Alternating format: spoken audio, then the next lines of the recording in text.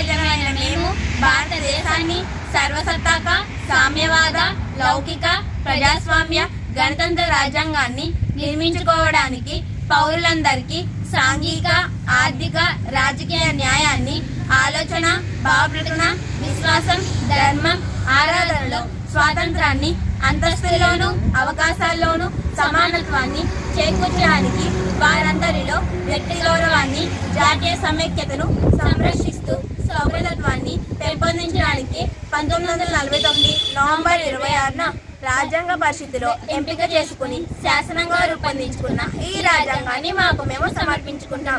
జై Bhim. Jai Bhim. My name is Boddu Mamata. Article 158 ప్రకారం governor యొక్క పదవి పరిస్థితులు. ఆర్టికల్ 159 ప్రకారం గవర్నర్ ప్రమాణ స్వీకారం. ఆర్టికల్ 160 ప్రకారం కొన్ని ప్రత్యేక పరిస్థితులలో రాష్ట్రపతి గవర్నర్ యొక్క విధుల్ని నిర్వహించడం. ఆర్టికల్ 160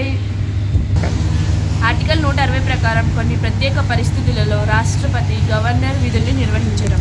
ఆర్టికల్ 161 ప్రకారం గవర్నర్ క్షమభిక్ష అధికారాలు. ఆర్టికల్ 162 ప్రకారం రాష్ట్రం యొక్క కార్యనిర్వాహక అధికారాల పరిధి. జై భీమ్.